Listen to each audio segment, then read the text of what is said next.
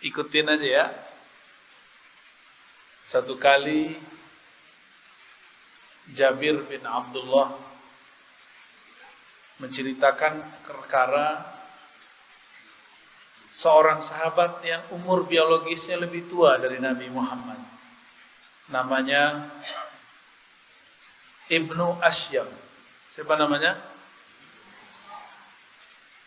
Kubas atau Kufas ibn Asyam. Di riwayat Imam Tirmizi, hadisnya sahih. Ibnu Asyam ini secara umur lebih dahulu lahir daripada Nabi Muhammad sallallahu alaihi wasallam. Ketika terjadi serangan tentara gajah, itu Ibnu Asyam melihat dan dia mengerti. Ingat, biasanya anak-anak ingat umur berapa? 3 tahun bisa ingat ya? Enggak. 4 atau 5 tahun bisa ingat ya? Kita kalau umur 5 tahun kayaknya masih bisa ingat sesuatu. Saya masih bisa ingat waktu umur-umur ya 4 atau 5 tahun tuh pas ada yang kita ingat. Lalu Ibnu Asyam ditanya, "Wahai Ibnu Asyam, a'anta akbar am Rasulullah?" Ya. Ini sudah pernah kita sampaikan di beberapa tempat, tapi perlu kita sampaikan di sini. Wahai Ibnu Asyam, Kubas ibn Asyam, engkaukah yang lebih akbar? Apa arti akbar? Besar. Atau Rasulullah? Apa jawaban Ibnu Asyam?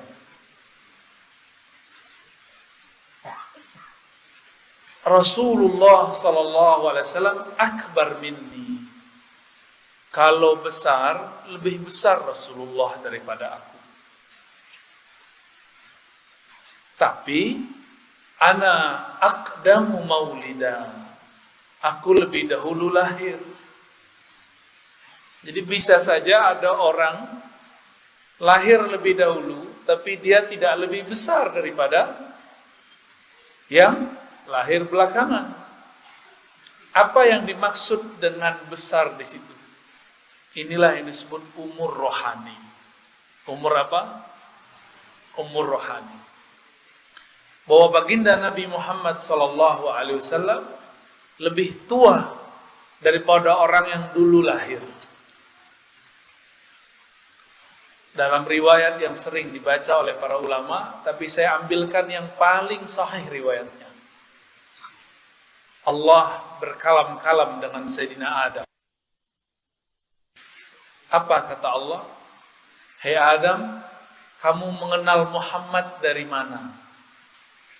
Ternyata Nabi Adam itu menikah dengan Sayyidatuna Hawa, maharnya adalah selawat. Jadi Bapak Ibu ini, kita ini adalah produk sholawat. Yang kurang dari orang Minangkabau, hari Maulid selawat nggak ada.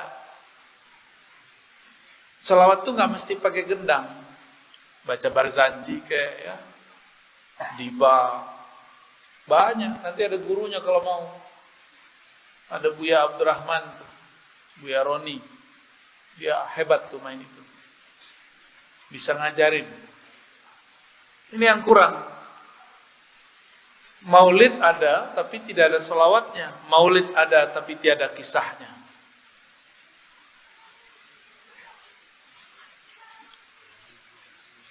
Sayyidina Adam ditanya, "Wahai Adam, kamu bermahar selawat kepada Hawa, itu tahu nama Muhammad dari mana?" Apa jawaban Nabi Adam? Ya Rabb, ra'aitu ismahu ba'da ismik.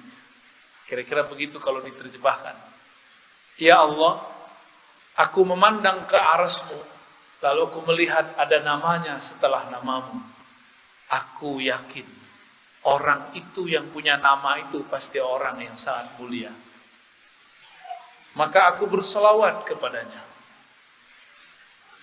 Jadi nama Nabi Muhammad sudah tertulis di mana? Kalau namanya sudah tertulis, orangnya sudah ada belum? Tahu dari mana belum? tebak-tebakan ya. Allah adu di alam masa itu disebut masa pramuka dengan azali. Apa sebutannya? Di masa azali, masa sebelum ada masa ini, Nabi Muhammad mengatakan kuntu nabiyyan wa Adam munjadilun baina ma'in wa tin. Aku sudah ada, Adam bahkan belum ada. Bahkan tanah pun kalau boleh disebut belum ada. Aku sudah ada. Kami sampaikan ini, banyak orang-orang yang tidak mengenal Rasulullah kemudian salah faham. Ya. Berarti Nabi pertama bukan Nabi Adam secara hakikat, tapi Nabi Muhammad. Kuntu nabiyyan. Aku sudah diangkat jadi Nabi. Adam belum ada. Tapi kalau di surga yang pertama jadi Nabi siapa? Nabi Adam. Gitu ya. Lalu Allah mengatakan, hai Adam, tahukah kamu, laula Muhammad ma khalaqtuka. Wahai Adam, kalau bukan karena sang Muhammad itu, aku tidak akan ciptakan engkau. Kita ini anak Adam atau anak kera? Anak Adam ya, sepakat? Ya. Sebenarnya si Darwin itu dia cocok logi. Sebelum Nabi Adam turun ke bumi, memang sudah ada makhluk mirip kera. Mirip, Pak. Sebanyak 70. Kita menyebutnya dalam dunia ilmiah manusia purba. Ya, manusia prasejarah. Manusia saat sejarah belum ditulis. Jadilah tuh Homo sapiens. Apa boleh, Pak? Homo sapi lah, Homo kerbau lah nih.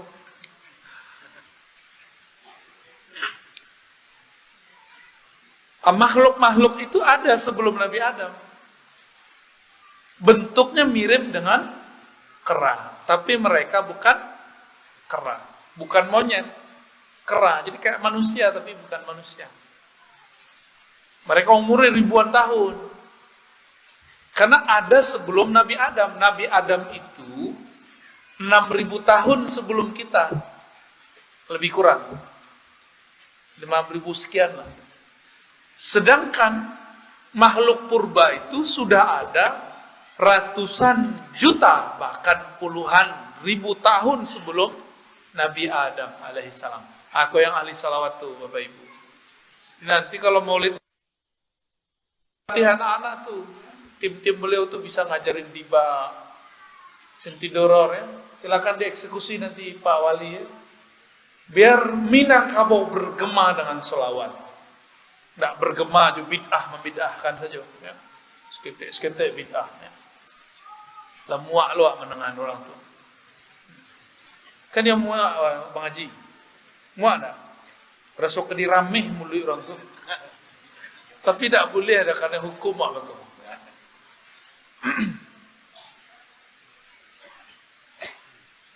Kita ini ada sah sebagai keturunan Nabi Adam karena berkah sholawat. Jadi satu tetes darah di tubuh ini berkah nur sholawat Sayyidina Adam kepada Sayyidina Muhammad sallallahu alaihi. Belum pakai sholawat. Awak mahar sholawatnya lah dia. Ya, nikah batin. Lama mana. Ya.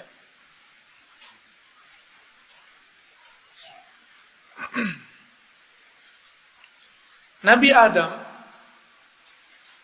ketika beliau kesepian di surga, Allah ambil dari tulang rusuknya, terciptalah Sayyidatuna Hawa. Hawa pakai hak kecil bukan Hawa ya.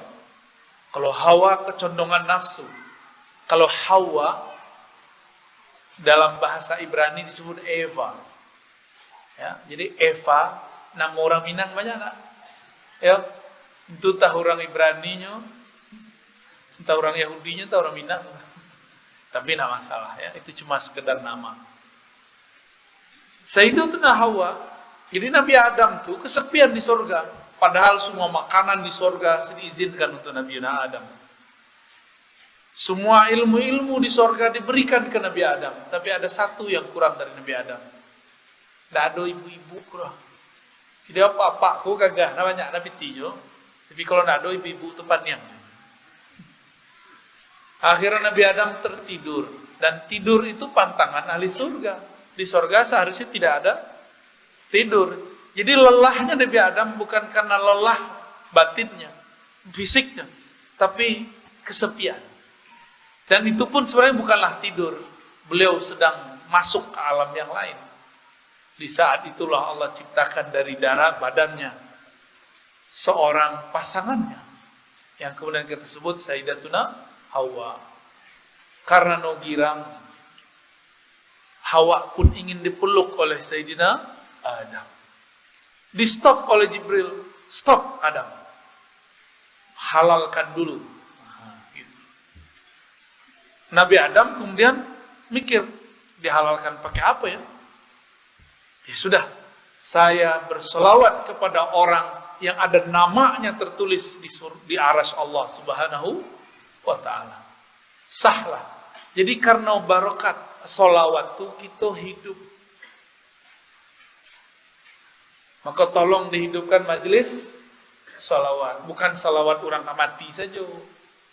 Itu kitab dalail, kitab salawat dibaca pas mati ya. Orang meninggal. Sehingga anak-anak itu takut sama kitab salawat itu. Padahal kitab salawat itu amalan ahlul Quran. Di bawah kita ada batu ampa. Betul tak? Di batu ampa dulu ada Syekh Abdurrahman. Batu ampa pendiri Al-Manar. Beliau mambiat kaji Al-Quran ke Makkah. Selesai hafalan Quran, beliau diijazahkan gurunya membaca sholawat dalail khairat. Yang kini kita baca selama 7 hari orang meninggal.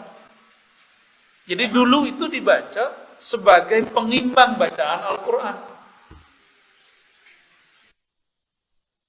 Kini dibaca orang mati saja ya.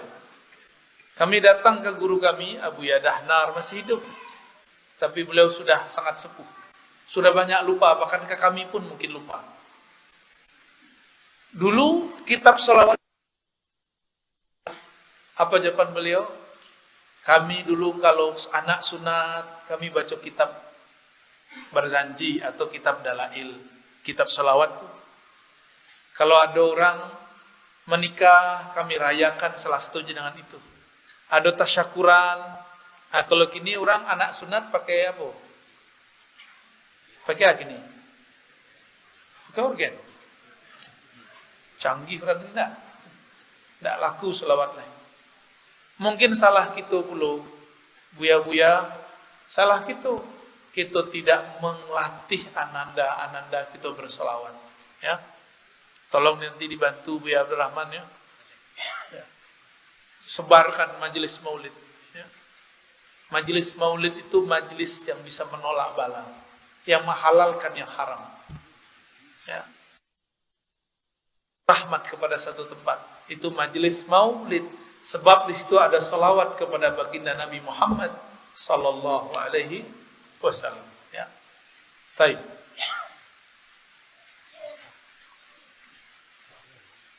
Jadi Nabi Muhammad lah ada sebelum Nabi Adam. Apa nama beliau? Itulah namanya Ahmad. Dari mana awak tahu? Dari surat As-Saff. Ruhullah bernama Isa bin Maryam mengatakan, aku mengabarkan kepada kalian kedatangan seorang Rasul. Dulu namanya Ahmad. Kira-kira gitu. Kalau diterjemahkan bebas ya. Ismuhu Ahmad. Di alam ruh, di masa azaliyah, masa sebelum ada alam semesta, ia bernama Ahmad. Jadi siapa yang mengabarkan nama beliau Ahmad? Nabi Isa. Abdullah ibn Salam beliau ini seorang penghafal kitab Taurat, tinggal di Madinah. Kok tinggal di Madinah? Karena pendeta-pendetanya mengabarkan akan muncul Nabi di Madinah. Dulu namanya Yasrib. Yasrib itu nama pedagang atau penguasa di Madinah.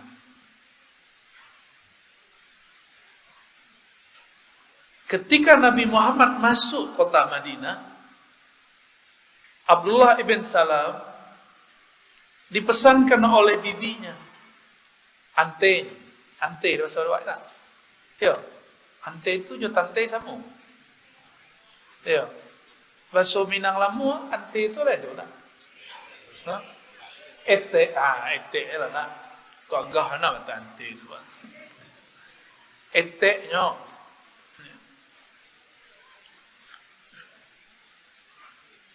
Tapi tidak lama lu sebut ete. Ya. Sebut ete atau ante?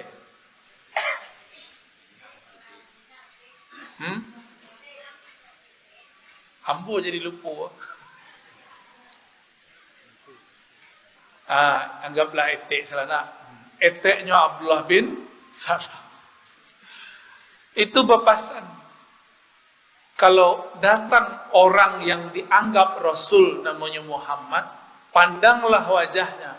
Jika engkau melihat wajahnya, pasti di wajahnya ada cahaya kejujuran. Kira di wajah aku ada rekaman jejak. Pembohong, berarti ada yang ngerti.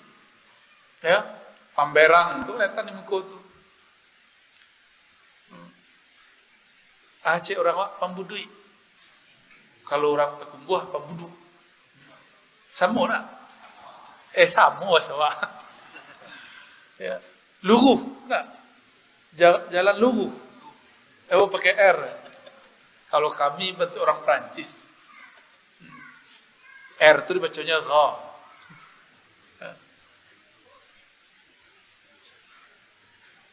Kata bibinya, jika engkau bertemu dia, saksikan di wajahnya ada cahaya kejujuran. Muka orang elok. Muka boleh muka orang elok. Amin. Muka banyak dosa. Akhirnya Abdullah bin Salam menunggu datangnya Rasulullah SAW. Rasulullah itu transit di rumah Ummu Sulaim. Kemudian Kuba, ya, terus ketika masuk dilihat oleh Abdullah bin Salam. Fama ra'aitu fihi kaziban. Aku tidak melihat di wajahnya wajah kepalsuan. Ada ilmunya. Ada imam namanya Fakhruddin Ar-Razi. Siapa nama imamnya? Kalau ini muka siapa namanya? Tapi tidak pakai Fakhru deh. Imam Fakhruddin Ar-Razi nulis kitab judulnya Firasat. Dalam kitab itu dia bercerita tentang ciri-ciri wajah orang elok, wajah orang jahat, wajah orang macam-macam, emosional, wajah orang suku zikir tapi pemberang, wajah orang berzikir untuk dabui, itu ketahuan tuh, ya. Wajah orang nan suko meremehkan orang itu kelihatan di situ, kelihatan.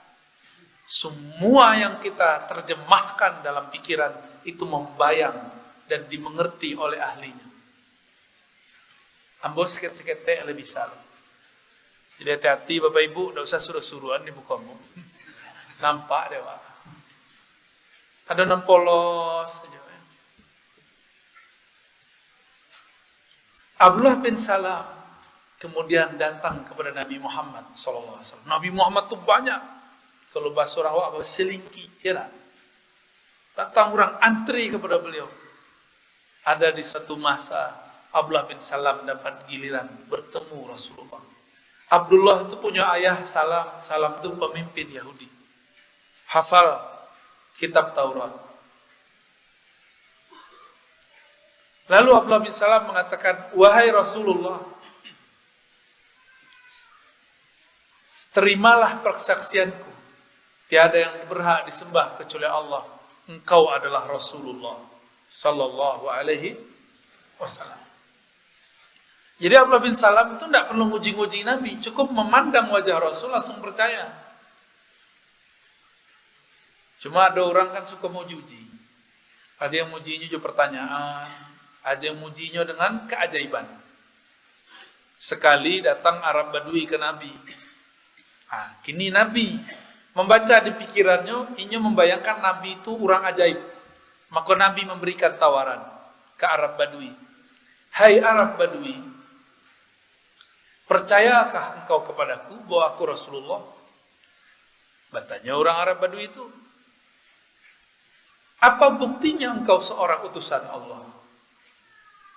Apa jawaban Nabi? Karena Nabi paham yang hebat-hebat, yang ajaib-ajaib kayak anak-anak kita ini. Kata Nabi SAW, wahai Badui, kamu saksikanlah aku panggil pohon di seberang sana, dia akan menyeberangi, memanggilmu, menyamaimu, hadir di depan kita. Kata Arab Badui, boleh, coba aja. Gitu. Akhirnya Nabi kemudian memanggil pohon di sudut kampung, dan itu berjalan sampai ke depannya. Coba bayangkan, pohon jalan-jalan, itu bayang. Dalam film ya. Nah, itu kan adik-adik kok semangat kalau cerita model itu. Orang Arab Badui badannya gadang, akanya kita. Ini membayangkan sesuatu yang ajaib-ajaib. Lain dengan Abu Bakar, lain dengan Umar. Mereka tidak butuh pembuktian-pembuktian. Lain dengan Abdullah bin Salam, cukup memandang wajah dia tahu ini seorang Rasulullah sallallahu alaihi wasallam.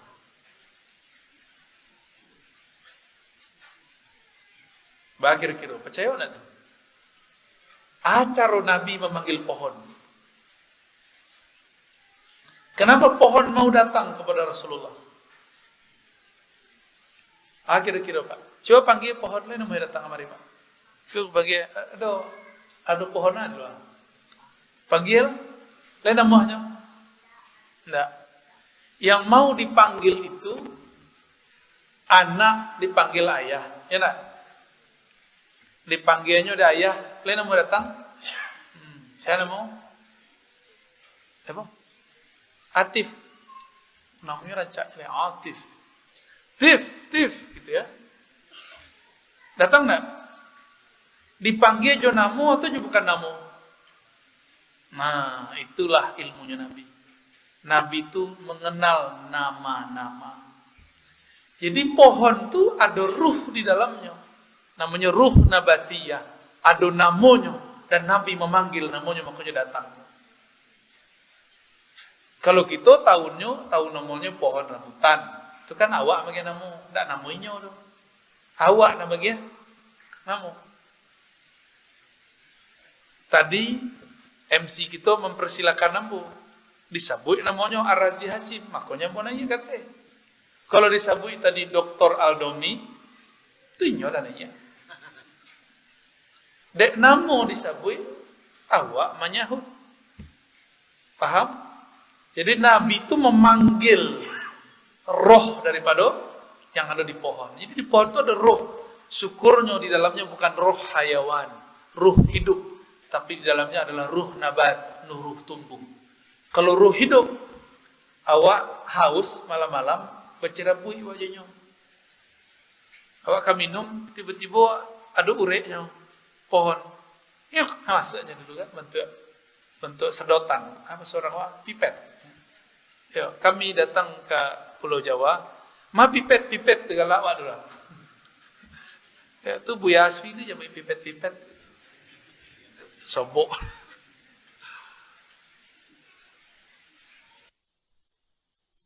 Tidak punya ruh hayawan, ruh yang hidup, cuma punya ruh tumbuh. Makanya pohon-pohon tidak berebut dengan kita. Kecuali jika dipanggil. Nanti di akhir zaman, pohon-pohon itu berkalam. Wahai umat Muhammad, di sini ada orang kafir. Jo awak paham tuh. Tidak usah jauh-jauh. Allah mengatakan, Sabbaha lillahi ma fis samawati wal ardh. Wa in min syai' illa Yusabbih, ayatnya bihamdi rabb. Ya. Tidaklah ada sesuatu kecuali bertasbih kepada Allah. Bertasbih apapun yang di langit, apapun yang di bumi. Lai tahu tasbihnya. Kalau belum bisa faham tasbihnya tumbuhan, nanti kalau masuk itu datang tumbuhan-tumbuhan itu berteriak, tapi kita tidak paham-paham. Itu ilmunya Nabi, diturunkan di akhir zaman nanti insya Allah. Ya, tidak lama lagi. Tidak lama lagi nanti ada ilmu itu muncul. Nanti adik-adik nanti bisa ngomong sama pohon. Mau nggak? Hon. Ya. Buah dong turunin. Gitu. Bisa turun ntar. Bisa ngomong sama pohon nggak? Sama kucing bisa ngomong nggak?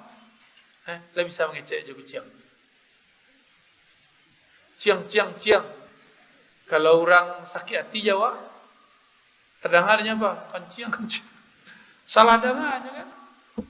Itu kan kucing itu ada namanya.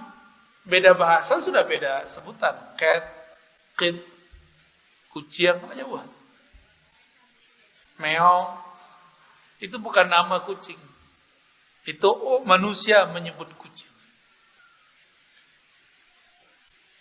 Nabi Muhammad SAW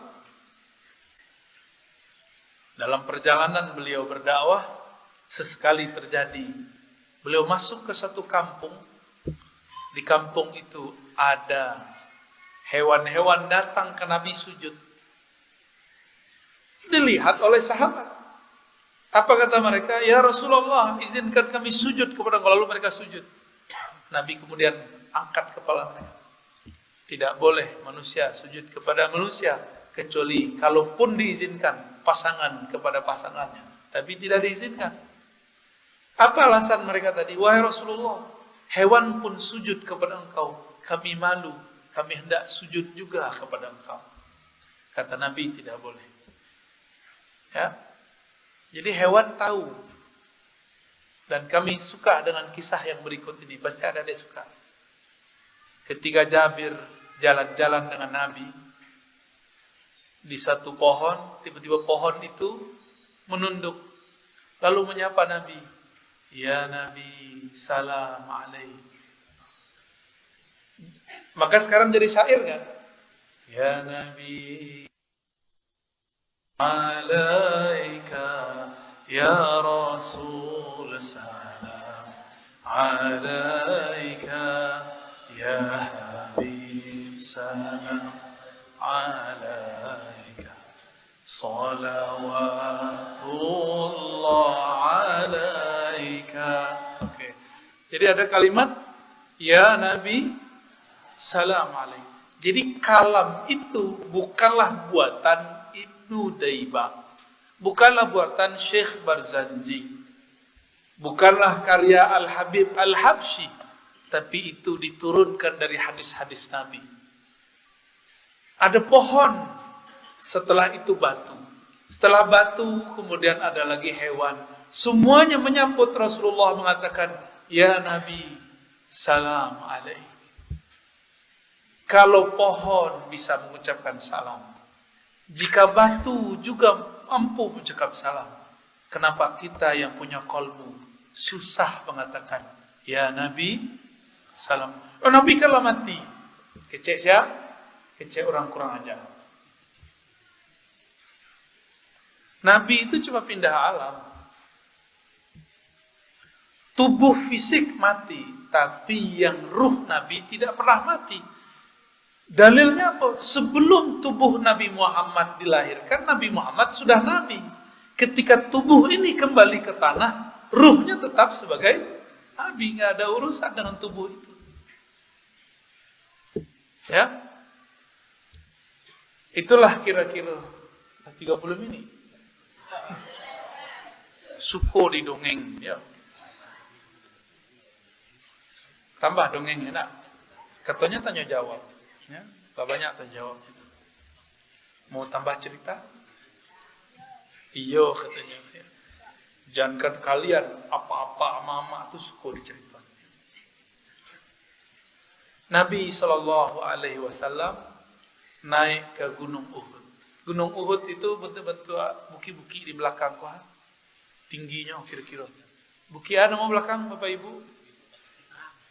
Buki Simaraso. Hah? Bunian. Durian. Mana duriannya? Modus. Buki durian. Ketika Nabi naik ke atas bukit. Naik ke atas bukit, bergetar bukit itu. Kiranya bukit itu sadar. Grogi. Awak kalau sobok aja orang hebat, grogi nama. Ya.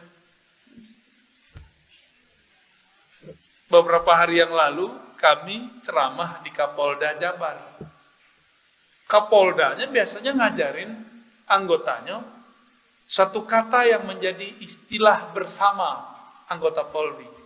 Tapi di muka buya, Ar-Razi namanya, groginya, luponya.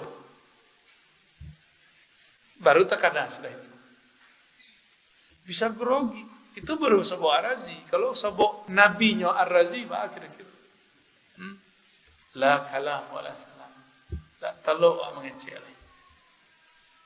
Makanya Abu Bakar As-Siddiq itu tidak berani mandang wajah Nabi. Ketika Abu Bakar sudah memimpin kekhalifahan, Nabi sudah wafat. Abu Bakar ditanya mengenai kisah Nabi. Itu Abu Bakar cuma jawab pakai nangis. Jadi Abu Bakar setiap ingat Nabi nangis. Kalau kita ingat Nabi, lalu nangis-nangis lah. Tak tahu cara menangis. Ya. Baik. Nabi Muhammad sallallahu alaihi wasallam kemudian berkalam dan menghentakkan kakinya kepada gunung. Wahai Uhud. Apa kata Nabi? Wahai.